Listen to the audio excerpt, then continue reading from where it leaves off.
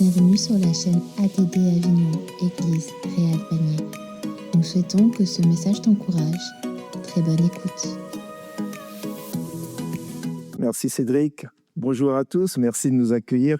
Wow, je suis impressionné, hein. Vous savez, je viens d'une église où je crois qu'on ne fait pas la moitié de votre église, mais ça témoigne en tout cas de votre ferveur. Que Dieu soit loué et gardez vraiment ce zèle pour notre Dieu. Amen. Alors, je suis content d'être là. Je ne suis pas venu seul. Je suis venu avec mon épouse et depuis 2-3 jours, elle prend cher pour ceux qui nous ont vus ces 2 derniers jours. Je commence comme ça pour introduire. Je ne sais pas si je vous parle de l'inspecteur Colombo. Est-ce que ça parle à certains? Alors, Colombo, il avait cette habitude de dire « ma femme me disait toujours », mais on n'avait jamais vu sa femme. Et souvent, quand je vais dans les congrès ou que je me déplace, les pasteurs me disent en fait, on ne voit jamais ta femme. Tu es sûr que tu es marié? Et en plus, je ne porte pas l'alliance. Mais c'est purement technique parce que j'ai eu des petits problèmes de bricolage parce que je suis nul en bricolage et je me suis arraché le doigt. Donc, voilà. Elle est là et comme elle ne le veut pas, je lui ai demandé de se lever.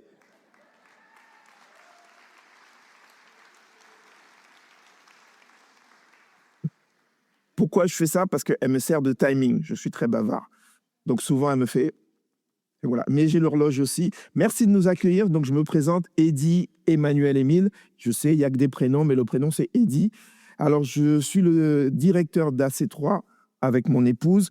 On est ensemble à AC3 depuis maintenant 4 ans. Et avant de rentrer dans le vif du sujet, je voudrais vraiment vous remercier puisque vous avez fait le choix de nous soutenir. Il faut savoir que c'est une œuvre qui existe depuis maintenant plus de 50 ans et qui ne vit que sur ce qu'elle produit et qu'elle vend et sur votre générosité. Quand je vais dans certaines institutions où on parle de sous, on parle d'argent dans les institutions publiques et que je dis, nous, ça fait 50 ans qu'on vit sans vous, les gens me regardent avec des gros yeux, ils sont vraiment surpris. Qu'y a-t-il de surprenant de la part de Dieu? Amen. Donc, AC3, accueil, accompagnement, action, c'est la suite logique de Teen Challenge. Si je parle de Teen Challenge, ça vous parle? La croix et le poignard, David Wilkerson. Et qu'est-ce qu'on y fait en fait? On accueille des jeunes âgés de 18 à 40 ans, puisqu'à 70 ans, j'estime qu'on est encore jeune. Et Caleb me contredirait, puisqu'il en avait 80 quand il a été prendre sa montagne. Donc, c'est une manière aussi de vous encourager pour ceux qui se sentent un peu diminués. Dieu est grand. Et puis en même temps, ça me rassure, moi. Donc, oui, depuis 50 ans, ça existe et ça perdure. Donc, on accueille des jeunes de 6 à 40 ans qui ont des soucis d'addiction. Donc, d'addiction, on en parle depuis maintenant 2 jours, mais je vais vous en parler aussi brièvement. Tout ce qui est dépendance à toutes sortes de choses mauvaises comme l'alcool, les drogues, la pornographie, les écrans. Je crois qu'on est au moins une centaine à avoir ce petit problème, rien que ce matin, moi le premier. Donc, on accompagne vraiment ces jeunes dans un premier temps au niveau de la santé, où là, on va vraiment travailler la question de l'addiction. Alors, c'est des jeunes qui sont suivis par des addictologues, des psychologues, des psychiatres. Et puis, au bout d'un certain temps, quand au niveau de la santé, ça va mieux, on travaille tout ce qui est réinsertion professionnelle. On retisse les liens familiaux. On recherche un logement, vraiment. L'idée, c'est vraiment de retourner, entre guillemets, dans la société. Je dis de retourner dans la société parce que les 3/4 des jeunes qu'on reçoit sont issus du milieu carcéral. Donc, ils ont fait quelques bêtises. L'autre partie vient soit de la rue ou en rupture avec la famille et dans l'isolement complet. Donc, je vis sur place avec mon épouse et mes 3 enfants. On est à Montferrat. Alors, pour ceux qui regardent sur Internet, vous verrez qu'il n'y a rien. Il n'y a rien à Montferrat. On est au milieu des loups, des brebis et des centres équestres. C'est vraiment vrai. C'est vraiment vrai. On a eu d'ailleurs quelques épisodes de loups en pleine journée. On s'est fait manger une brebis et une chèvre alors qu'on était nous-mêmes en train de manger. Donc, ils se sont invités à table, malheureusement. Et qu'est-ce qu'on y fait? Je viens de vous l'expliquer. Mais on y fait du safran. On s'occupe d'une oliveraie. On fait des pralines. On en a ramené, vous aurez l'occasion d'y goûter si vous le souhaitez après l'église, puisqu'on en vend. On y fait également des travaux. On vient aider les églises qui sont en construction ou qui ont subi des drames. On participe au montage des tentes à Josserand, à Gap. On est intervenu il n'y a pas si longtemps au Térébinthe. Voilà un peu ce qu'on fait. Et on aide aussi les personnes en difficulté. Quand il y a une personne âgée qui n'a pas forcément les moyens de faire réaliser des travaux, eh bien, on y va. On demande juste d'acheter le matériel et on fait ce qu'il faut. Pourquoi? Parce que en fait, ces jeunes, ils ont des talents que Dieu leur a donnés. Ils ont des mains en or, ce qui n'est pas mon cas. Vous savez, quand je suis arrivé à C3, j'ai dit, Seigneur, tu as vraiment un drôle d'humour. À C3, on ne fait qu'utiliser ses mains. Il y a du boulot tout le temps. Moi, je suis une quiche. Et quand je dis une quiche, je pèse mes mots. Je suis le genre de gars qui peut regarder un tuto 10 fois pour accrocher un tableau au mur et qui n'y arrive pas. Ma femme qui est là pourrait en témoigner, c'est pas une blague. Bah, je suis pas doué. Je n'ai de manuel que mon nom. Donc, mais voilà, c'est le clin d'œil du Seigneur, mais et tant mieux, parce qu'il envoie des hommes qui sont vraiment doués de leurs mains. Et c'est vraiment une bénédiction pour AC3 et pour les autres. Et ils sont vraiment ravis quand ils peuvent redonner ce qu'ils reçoivent, puisque du coup, ils participent à la réhabilitation de lieux, de choses comme ça, de centres du Seigneur également. Donc voilà un peu, mais je crois que pour que ça soit plus explicite, je vais vous passer un petit teaser qui mettra ça en image. Et j'en profite pour remercier toute l'équipe technique pour m'accompagner. Donc si tu veux bien passer le petit teaser d'AC3.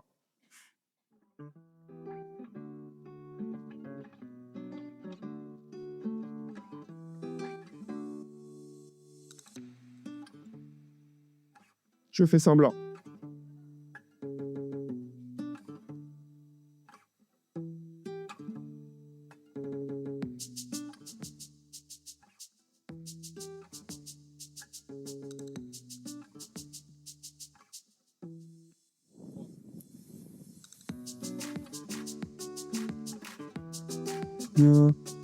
Oh là là.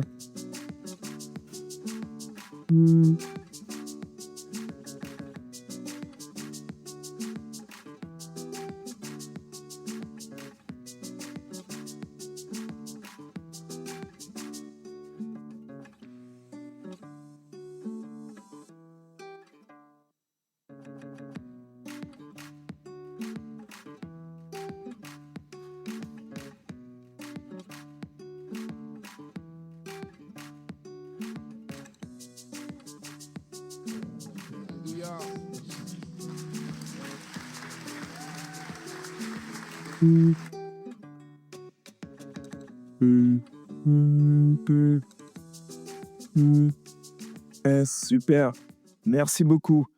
Donc vous avez vu, c'est vrai que j'ai pas tout cité. C'est vrai qu'on s'occupe également du no livret, puisqu'on on a fait un partenariat avec la commune d'à côté. On s'occupe du no livret de plus de 2 hectares. On produit du coup de l'huile d'olive, on fait du safran. Je sais pas si vous avez reconnu quelqu'un, Brother Charles. Je sais pas si ça vous parle. C'est un chrétien qui produit aussi de la louange. On fait du pain qu'on vend aussi aux églises le dimanche matin. On fait aussi, on l'a pas trop vu, on fait beaucoup de maraîchage. Et le Seigneur bénit le sol, hein, parce que vraiment, l'année dernière, on a battu des records de vente de tomates, où tous les 2-3 jours, on en vendait aux églises, et nous aussi, on se régalait. Et vraiment, merci Seigneur. Vous savez, je dis souvent, à C3, il n'y a pas d'argent, mais on a le ventre plein.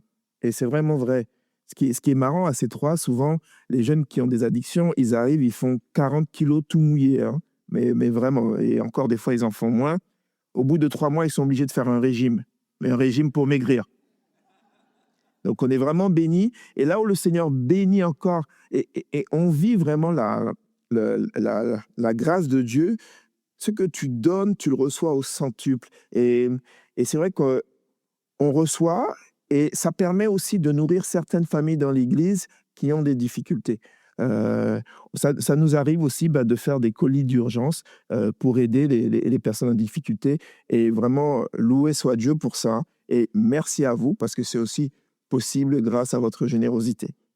Donc voilà un peu ce que je voulais partager avec vous. On va rentrer vraiment dans le vif du sujet. Et je vais commencer d'abord par la prière pour remettre ce temps entre les mains du Seigneur, si vous le voulez bien. Seigneur Dieu, c'est avec crainte et tremblement que je viens pour donner ce que tu as mis sur mon cœur. Je te prie de prendre le contrôle de ma bouche et que je te sois trouvé fidèle dans tout ce que tu veux nous dire. Permets que nos oreilles, que nos cœurs soient sensibles à ce que tu as préparé d'avance et à ce que tu veux nous dire. Que ta parole soit entendue, écoutée, méditée, assimilée et surtout mise en pratique. À toi seul revient la gloire, Père. Amen. Alors, j'ai intitulé le titre de mon message « Bilan de santé ». Alors, pourquoi bilan de santé? Mais j'aurais pu rajouter bilan de santé spirituel. Parce qu'en fait, c'est de ça qu'on va parler. Et je dis bien parler parce que Dieu parle tout le temps. Et je voudrais vraiment vous encourager, et Cédric l'a un peu dit tout à l'heure, merci pour les dons. Il y a eu 2 dons qui ont été donnés ce matin qui me concernent personnellement et qui me confortent un peu dans le texte que je vais partager avec vous, en tout cas ce message. Dieu parle. Dieu n'a jamais arrêté de parler. Et on sait que par la parole, il a fait des choses merveilleuses. Il a créé la terre, il a créé l'univers. Et puis, il ne s'est pas arrêté là. Il nous l'a aussi transmise, cette parole. Il nous a transmis la Bible. Et il n'y a pas que la Bible. Il y a les dons spirituels. Il nous parle par des songes. Mais on va revenir vraiment sur tout ça, si ça veut bien marcher. Eh bien voilà, c'est là où je vais te demander de m'aider. Si tu peux passer la slide suivante. Alors Dieu parle, mais qu'est-ce qu'il te demande? Eh bien, Dieu parle tout le temps, on l'a vu, mais quand quelqu'un parle, on écoute. Et puis quand on écoute et que ça nous parle, des fois on n'a pas envie, parce que ça a un prix. On va se parler vrai aujourd'hui. Mon deuxième point, c'est combien ça te coûte? Combien ça coûte d'écouter le Seigneur? Et jusqu'où, Seigneur, je vais aller pour t'écouter? Vous savez, quand on a été appelé avec mon épouse à C3, j'ai donné un peu rapidement ce témoignage hier à certains. On avait tout. On était à Cognac. Moi, j'aime bien le dire que je me la racontais un peu. Je roulais dans le dernier C5 Aircross qui venait de sortir à l'époque. Bien sûr, je ne l'avais pas acheté. En plus, c'était une voiture de fonction, donc c'était très bien. On venait d'acheter une maison. Nos enfants étaient bien installés. Je maîtrisais mon emploi. Je travaillais dans la protection de l'enfance. Et j'étais installé dans ce travail-là depuis plus de 10 ans. Donc, je maîtrisais. Tout allait bien. Et puis, le Seigneur, il passe par là et puis il te parle. Il te dit, bon, ben, dis, tu vas tout quitter maintenant et tu vas aller me servir. Et là, tu dis, Seigneur, je pense que c'est ma pensée. Je ne pense pas que ça vient de toi. Et là, vraiment, et puis, je me mets une petite tape sur la joue. Je dis, arrête de dire n'importe quoi. Et en effet, puisque j'avais reçu, je me souviens qu'on était à l'église, et il y avait eu cette annonce de AC3 où il cherchait un remplaçant pour mon prédécesseur, Christian Puroux. Et j'ai vu ça, et j'ai balayé d'un revers de main. J'ai dit, ça, c'est pas pour moi. Et dit, continue ton bonhomme de chemin, ça, c'est pour un autre. On n'était que 2 de l'église à avoir reçu cette annonce. Sauf que ça ne pouvait pas être mon collègue. Il était à la retraite depuis des années. Mais ce n'était pas mon problème jusque-là. Donc, je décide de passer. Quelques jours passent, quelques semaines passent. Entre-temps, j'ai une sœur. Il faut savoir que je ne lis jamais. Je ne lis jamais, à part ma Bible, bien entendu, mais je ne lis jamais. J'achète toujours des bouquins. D'ailleurs, ma femme rigole. Elle me dit toujours, pourquoi tu achètes des livres que tu ne lis pas? En effet, j'ai des tonnes de bouquins que je ne lis pas. C'est peut-être pour me donner bonne conscience, ou peut-être que pour me croire intelligent, je ne sais pas. Mais je ne les lis jamais. Et j'ai une sœur qui vient, qui me présente un livre, La croix et le poignard, David Wilkerson. Et là, déjà, je dis, pourquoi elle me tend ça? Je lui ai rien demandé à la sœur. Elle me tend La croix et le poignard. Je prends le livre, je dis, ouais, c'est gentil, ouais.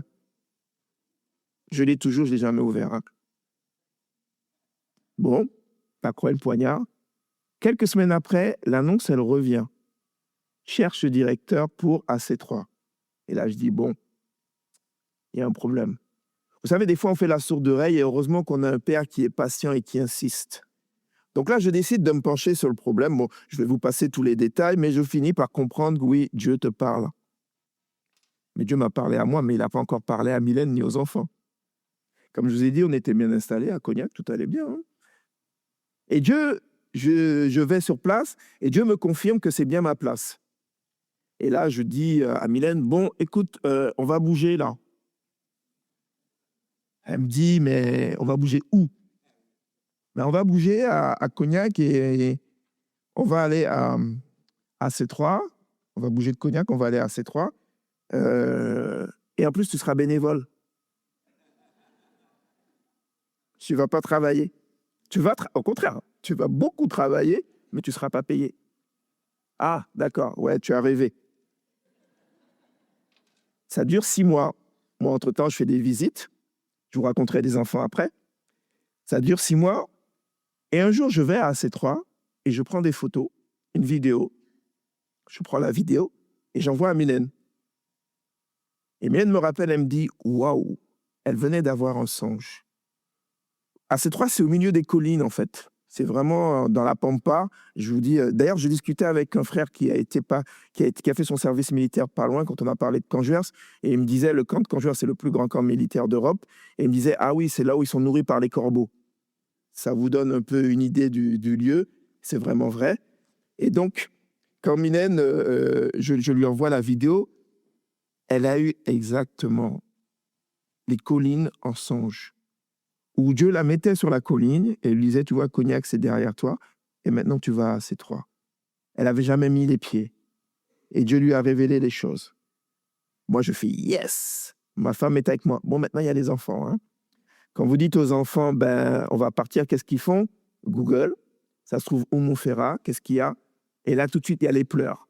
Les pleurs, les cris, la révolte. Il n'y a rien du tout dans le coin, papa, il n'y a que des centres caisses. Et puis la question fatidique, est-ce qu'il y a Internet? Et là, tu ne sais pas où te mettre, mais tu dois dire la vérité. Non. Waouh, la crise.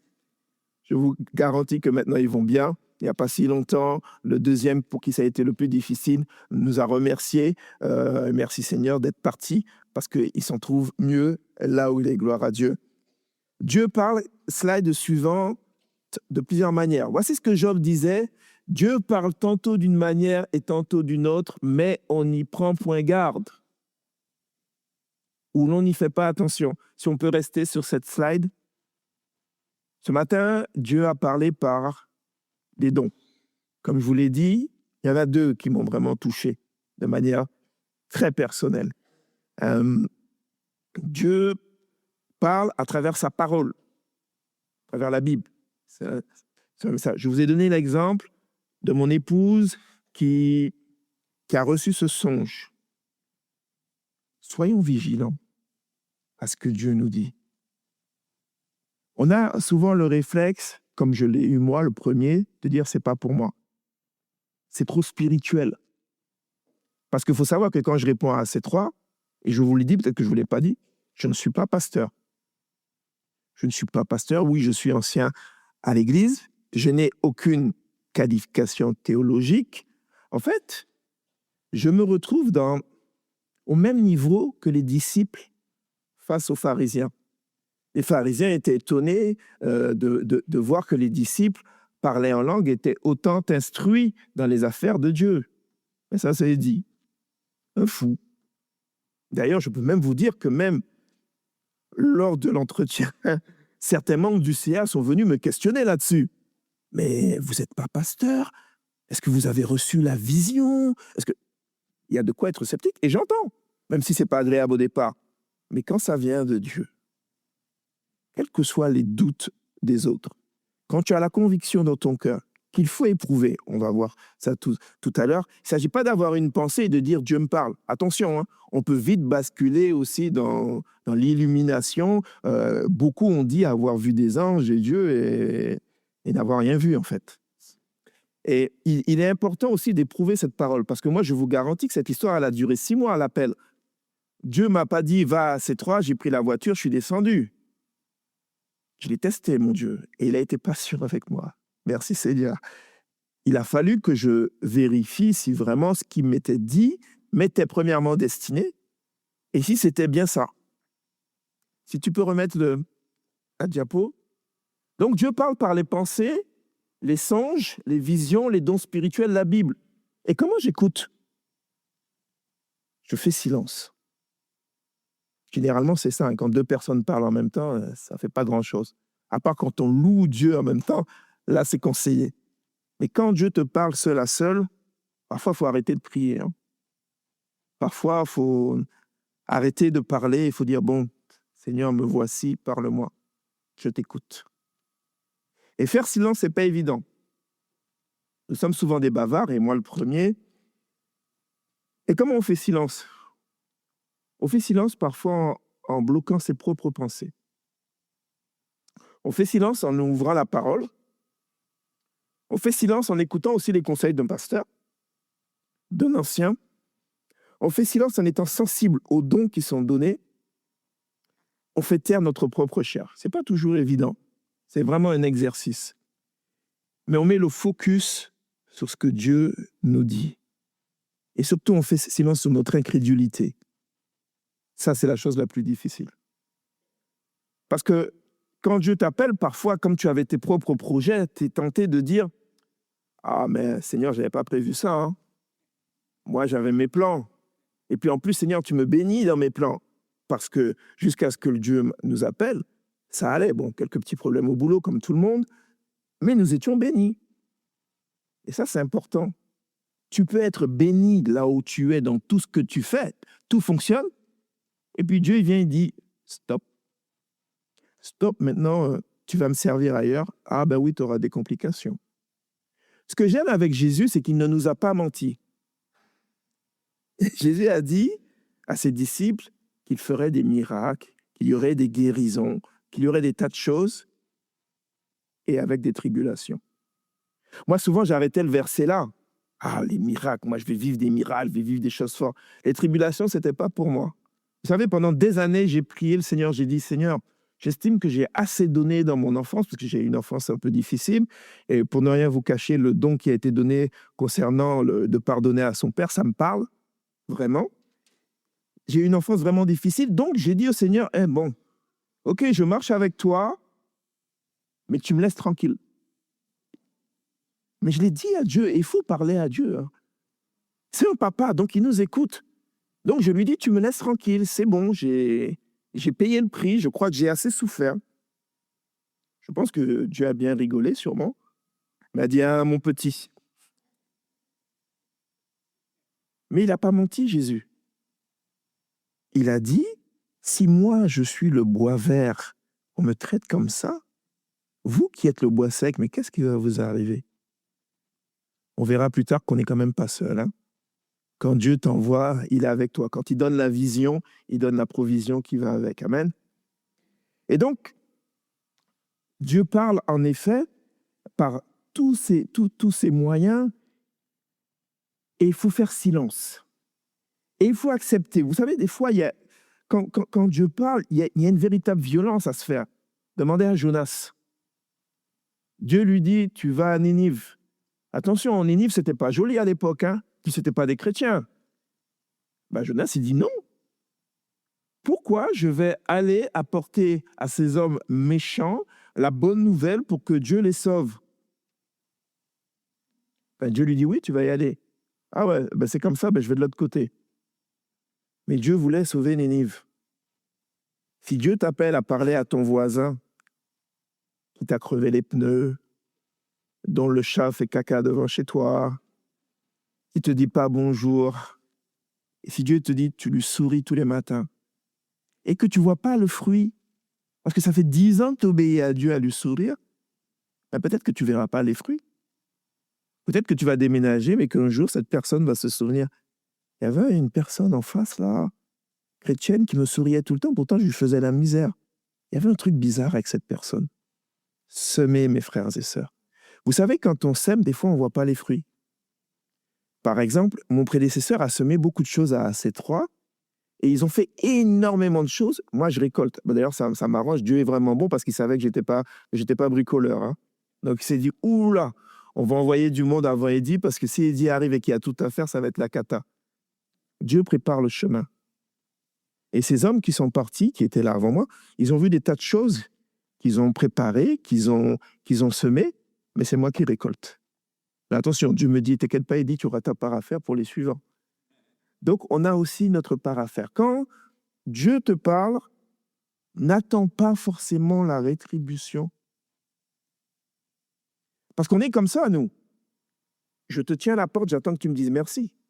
Qui n'a jamais tenu la porte? Et je te regarde, j'attends le merci. Et si on ne dit pas merci? Merci. Moi, le premier, je l'ai fait. Parce qu'on est comme ça. On attend toujours quelque chose. Je t'invite à la maison. Ouais, lui, je l'ai invité, ça fait 4 ans qu'il est à l'église, là. Il ne m'a jamais invité chez lui, hein. Et peut-être qu'il ne t'invitera jamais, mon frère ou ma sœur. Parce que tu ne sais pas ce qui se passe dans la maison de cette personne. Et puis parce que tu l'as fait gratuitement, parce que Dieu t'a demandé de le faire. Peut-être que tu as prêté de l'argent et que tu attends toujours qu'on te rembourse. Bon, je ne dis pas qu'il ne faut pas demander le remboursement, attention. Hein. Dites pas ce que je n'ai pas dit, mais peut-être que tu n'auras jamais le remboursement.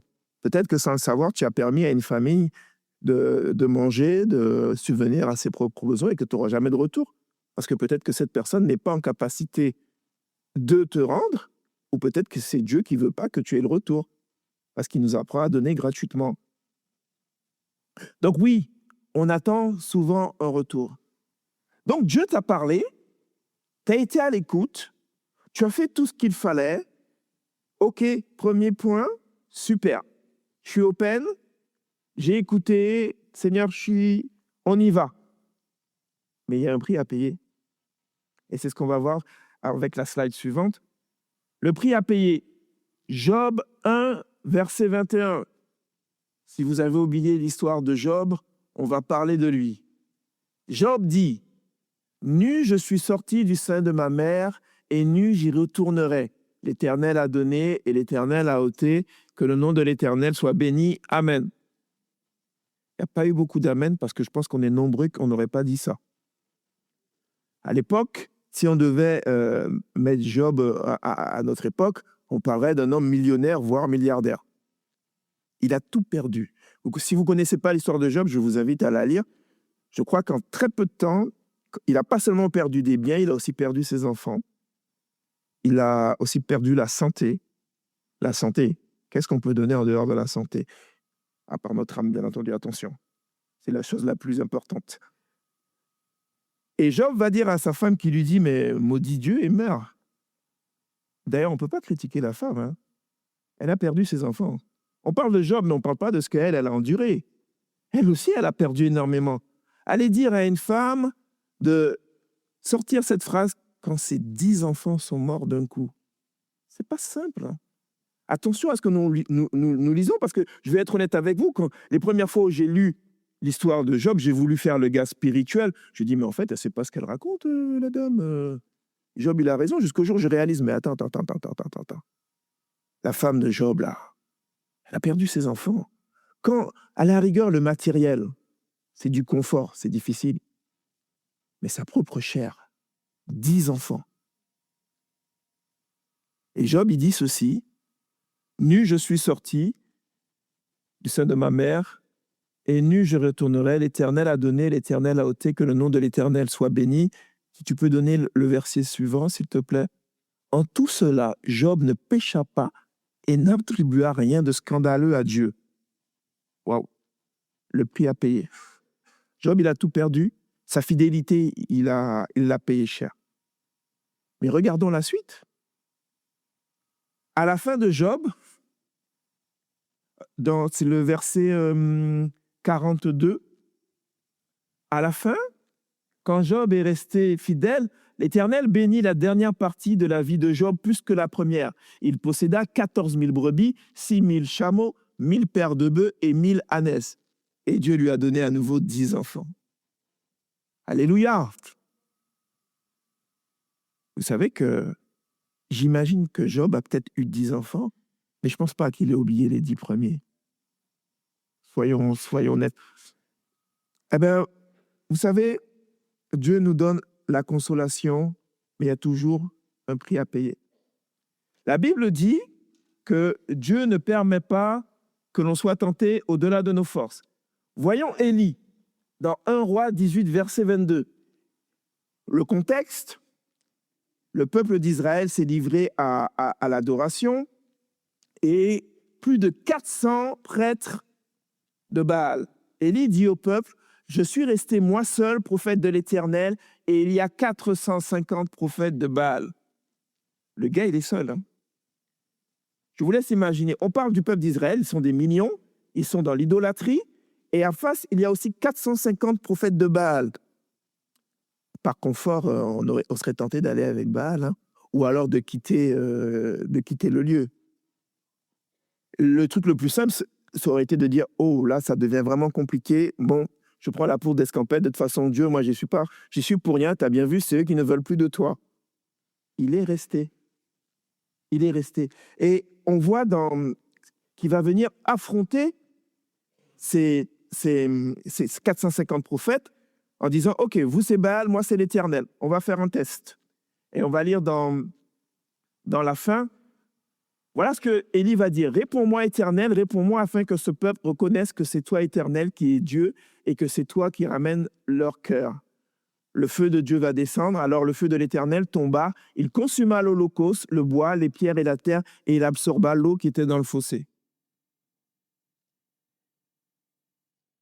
Quand on a 450 prophètes d'un côté, hein, avec tout le peuple qui est dans l'hésitation, qui est entre deux, il faut vraiment avoir la foi. Hein. Il faut vraiment avoir la foi, parce qu'il ne s'est pas arrêté là, Élie. Hein. Il a rempli d'eau vraiment partout, vraiment trempé. Il fait une prière publique. Il n'a pas fait du genre, bon, je vais aller prier dans ma maison, là. Seigneur, non, public. C'est-à-dire qu'il ose. Il paye le prix. Il s'expose. Et le feu descend. Je ne vais pas revenir sur toute l'histoire d'Élie, mais vous savez que par la suite, la reine Jézabel va jurer que la journée ne sera pas finie, que je vais te tailler en pièces. Et Élie a dû fuir. Élie a connu la solitude. Mais est-ce que c'était le seul? Il y en a d'autres qui ont connu la solitude. Si on revient sur le diaporama, on peut parler aussi de... Alors, je ne l'ai pas mis là, mais parlons de Jérémie. Jérémie a même écrit, ou quelqu'un d'autre a écrit les lamentations de Jérémie. Je lisais Jérémie ce matin, il disait, waouh, il a pris cher Jérémie. Hein? Parmi les prophètes, il a subi. Non seulement il a subi, il avait un message difficile, mais en plus on l'a jeté dans une citerne. Il a dû affronter le roi, les faux prophètes, et il l'a payé cher. Il y a un prix à payer. Mais vous savez, celui qui a payé le prix fort, celui qui nous rassemble ici, c'est Jésus. Que dit Jésus à ses disciples? Jésus commença dès lors à montrer à ses disciples qu'il lui fallait aller à Jérusalem, s'offrir beaucoup de la part des anciens, des principaux sacrificateurs et des scribes, être mis à mort et ressusciter le 3e jour. Jésus n'ignorait aucune souffrance. D'ailleurs, même le prophète en avait parlé avant, qu'il était comme un agneau qui allait être conduit à la boucherie. Et il a vécu vraiment une boucherie. Quand on réalise, je ne sais pas si vous avez vu le film de Mel Gibson qui parle de la souffrance, les scientifiques ont estimé que ce que Jésus a subi en termes de souffrance, il faut savoir que ça n'a pas été sa plus grande souffrance, hein, était vraiment insupportable pour un homme. Je ne vais pas les décrire ici, mais il faut imaginer une souffrance qu'aucun homme ne pouvait supporter, parce que c'est vrai que les Romains, ils crucifiaient les gens, mais Jésus, il n'a pas eu que ça. Il a eu le fouet, il a eu le coup de boutou, là, il a eu les épines, il a eu la lance, et jusqu'au bout, il a été. D'ailleurs, quand il va l'annoncer, sa mort, Pierre va essayer de le reprendre. Et il va répondre sèchement. D'ailleurs, moi, chaque fois que je lis ce verset, ça me percute. Jésus va dire à Pierre, quand Pierre va le reprendre en lui disant « Mais ça ne t'arrivera pas ». Et je comprends Pierre. Pierre sait que c'est le Fils de Dieu. Pierre le prit à part et se mit à lui faire des reproches en disant « À Dieu ne plaise, Seigneur, cela ne t'arrivera pas ». Verset suivant. Mais Jésus se retourna et dit à Pierre, « Arrière de moi, Satan, tu es pour moi un scandale, car tes pensées ne sont pas celles de Dieu, mais celles des hommes. » Non seulement Jésus obéit, mais il interdit à quiconque de se mettre au travers de son chemin d'obéissance. Mais ça ne veut pas dire que Jésus était en mode de lévitation très spirituel et que je suis hors de mon corps, non. La Bible nous dit que dans le jardin de Gethsémane, il a eu une telle angoisse au point que ses vaisseaux se sont dilatés jusqu'à transpirer du sang. Biologiquement, c'est possible, mais il faut atteindre un niveau d'angoisse énorme. Jésus savait tout ça. Jésus connaissait les prophéties. Il y avait un prix à payer. En plus, ce qui est le plus difficile, nous, des fois, on ne sait pas. Heureusement que des fois, Dieu ne nous révèle pas tout, mais lui, il savait. Lui, il savait ce qu'il allait subir. Et vous savez, malgré tout, ce qui a été le plus difficile, c'est sur la croix. Quand à un moment donné, il a dû dire, « Mon Dieu, pourquoi m'as-tu abandonné ?» Parce qu'à ce moment-là, il a été séparé du Père parce qu'il portait nos péchés. Je crois que c'est ça qui a été le plus difficile pour Jésus, en fait. Je crois que le prix à payer, ça a été vraiment ça. Plus au-delà des souffrances physiques qui étaient phénoménales, on en a parlé, mais être séparé du Père. Et ça doit nous inspirer, ça. Si je refuse de marcher avec toi, Seigneur, eh bien, il faut que ça me transperce le cœur. Il faut que j'en souffre. Et que je me dise, non, je vais payer le prix. Vous savez pourquoi? Parce que derrière, quand il va revenir, il va dire, ben moi, je monte au Père. Si on peut revenir sur la slide suivante, sur le PowerPoint, ben, la récompense, c'est notre salut à tous. Et voici, je monte auprès du Père et j'intercède pour vous. Au moment où je parle, il intercède pour moi, heureusement. Quand on chantait ce nouveau chant, merci à l'équipe de louange, tu règnes, j'arrêtais pas de me dire en moi-même, mais heureusement. Donc je chantais et dans ma tête, ça résonnait, mais heureusement que tu règnes. Excusez-moi l'expression, mais on serait foutus. On serait vraiment mal en point. Heureusement qu'il règne. Heureusement que Jésus a accepté le prix de la croix pour que je vous parle aujourd'hui du prix à payer.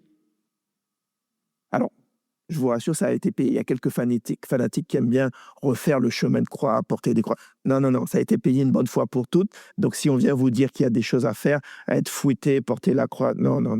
Ça a été payé. Lui seul pouvait payer le prix. Lui seul pouvait payer le prix. C'est important ce qui s'est passé. Diapo suivante, s'il te plaît. Et on reste là sur... reviens sur l'ancienne, s'il te plaît. Le titre, 1 Corinthiens 10, 13. Tu peux le passer, s'il te plaît? Je l'avais oublié, celui-là, même si je l'ai mentionné tout à l'heure. Aucune tentation, on peut dire épreuve. Aucune épreuve ne vous est survenue qui n'ait été humaine. Dieu est fidèle et ne permettra pas que vous soyez tentés au-delà de vos forces, mais avec l'épreuve ou la tentation, il donnera aussi le moyen d'en sortir pour que vous puissiez la supporter. Quand Dieu t'appelle, c'est qu'il te donne les moyens. Mon épouse, quand elle est arrivée à C3 et qu'il fallait s'occuper de toxicomanes, mon épouse, elle est aide-soignante. Moi, je travaille avec des jeunes depuis plus de 30 ans. Les toxicomanes, pendant longtemps, ça a été mon quotidien. Même quand j'étais dans la protection de l'enfance, on avait des ados, des jeunes qui se droguaient. Je travaillais aussi avec les SDF. Des menaces, j'en ai eu au couteau, même à C3, j'en ai eu d'ailleurs, pour des questions de violence. Mais ma femme, non. Ma femme n'est pas habituée. Quand on est arrivé à C3, le premier mois, il y a eu de grosses bagarres. Mes enfants qui sont plutôt avenants, quand on est arrivé, ils allaient vers les résidents. Ils jouaient, partageaient avec eux. Un jour, il y a eu une grosse bagarre où les gars se sont bagarrés à coups de marteau. On a dû être à 3 pour retenir le gars. Mes enfants étaient tétanisés. Ils sont plus sortis pendant plusieurs mois. Il y a un prix à payer. Et avec ma femme, même moi, qui avait 30 ans d'expérience, je vais être honnête avec vous, on s'est dit, on ne reste pas. On ne reste pas. Si moi j'inflige ça à mes enfants, on ne reste pas. Mais c'était ignorer ce verset. Dieu ne permettait pas que ça soit au-delà de nos forces. Et aujourd'hui, celui qui dérape, Mylène le reprend de voler. D'ailleurs, ils craignent plus Mylène que moi. D'ailleurs, Mylène, elle est responsable de tout l'économat et de l'état du centre. Quand elle vient en réunion, je commence par baisser la tête parce que je sais qu'on va prendre cher. Et souvent, quand elle commence à allumer les gars, ils me regardent, genre, Eddie, sauve-nous. Je dis, ah les gars, moi, je peux rien faire parce que sinon, je prends le double. Parce que Dieu l'a équipée. Et je ne suis pas en train de vous dire qu'elle est arrivée Wonder Woman avec les super pouvoirs. Non. Pour être honnête avec vous, il y a eu des pleurs. Il y a eu du découragement. Et je peux vous le dire, moi, elle est juste à côté, elle n'est pas là. Il y a 2 semaines de ça, elle était en pleurs. Parce qu'on a des gars difficiles. Mais Dieu nous relève. Quand Dieu va t'appeler, il ne te dit pas que ça va être l'autoroute. Il te dit plutôt que ça va être le chemin étroit et resserré. Mais il t'appelle. Et vous savez ce qu'il a dit à ses disciples avant de partir? Et voici, je suis avec vous tous les jours jusqu'à la fin du monde. Ça me porte tellement, mes frères et sœurs. Moi, le prix à payer, je le paye. Mais je vous garantis que je reçois plus. Hein. Souvent, quand je vais en pastoral, les pasteurs sont inquiets pour moi parce qu'ils savent les loulous que j'accueille. Et donc, des fois, ils viennent avec moi tout doucement. Et ils disent, ça va avec tes gars. Et moi, je les accueille avec la banane. Ah ouais, super, ça va. Pourquoi? Parce que ces loulous, ils sont en petits soins. Bien sûr qu'il y a des fois des dérapages. Mais moi, au moment du goûter, j'ai mes granolas. J'en ai parlé hier, je suis accro aux granolas.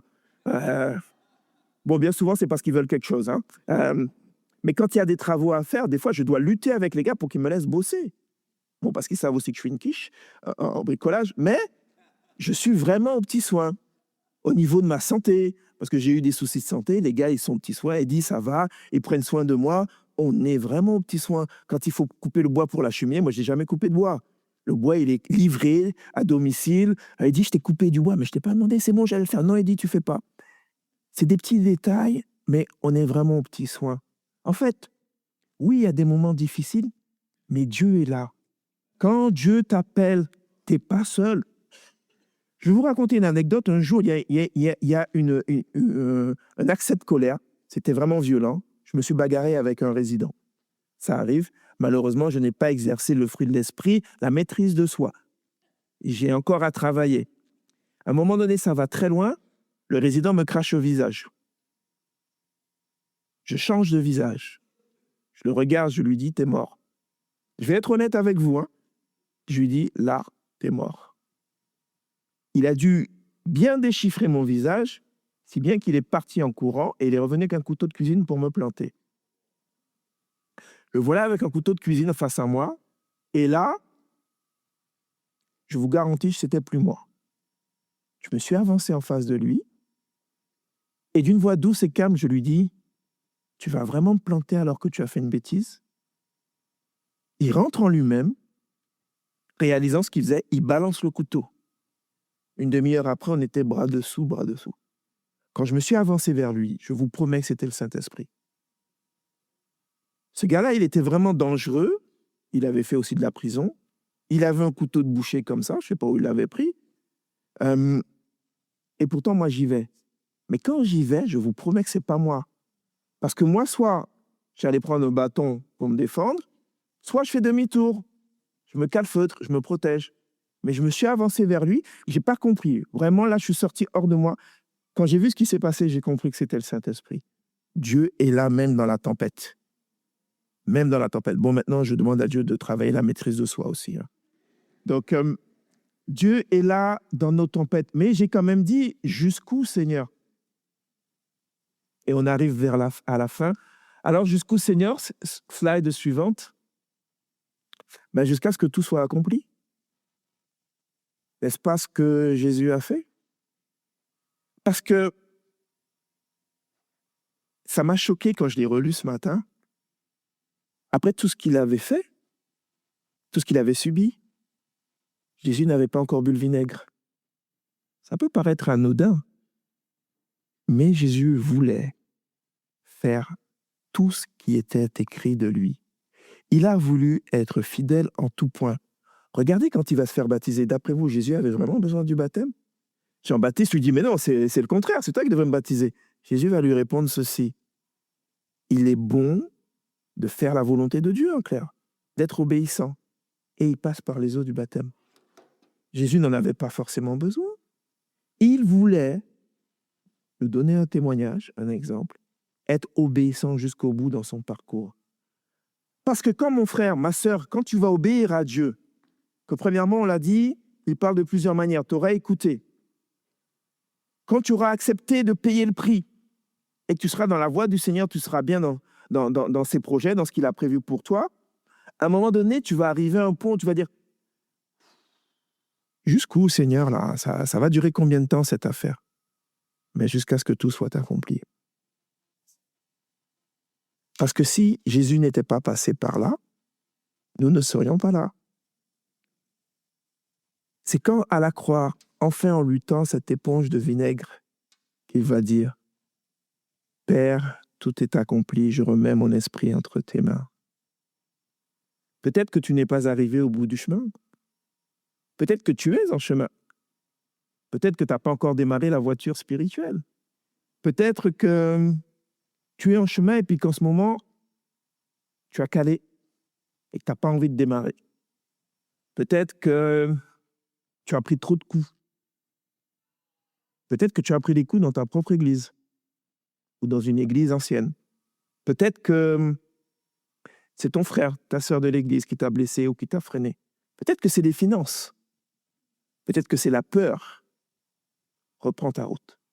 Parce que je dois faire court, mais parce que je suis très bavard, je pourrais vous donner des exemples de la faveur de Dieu. Vous savez, je vous disais que le compte d'AC3, il est à sec. Le mien aussi, il est à sec. Je n'ai jamais autant voyagé depuis que je suis à AC3. Regardez, je suis à Avignon. L'année dernière, j'étais en Côte d'Ivoire pour aller évangéliser. Dieu a permis que ma femme, elle avait 2 rêves, 2 destinations de rêve. La Corse et l'Italie. On a payé 0. On a été invités. Pourquoi? Parce que vous êtes tous, les uns et les autres, les chouchous de Dieu. Et souvent, quand je dis ça, alors, je ne parle même pas du point de vue spirituel, parce que c'est là où je suis encore plus le chouchou de Dieu, mais Dieu est même dans le matériel. Il est même dans le confort. Ça fait des années que Mylène voulait aller en Corse, et en Italie, Dieu a permis. On a été invités. J'avais un rêve de passer la moto. Je ne sais pas pourquoi. Des frères ont décidé de nous donner une moto. OK.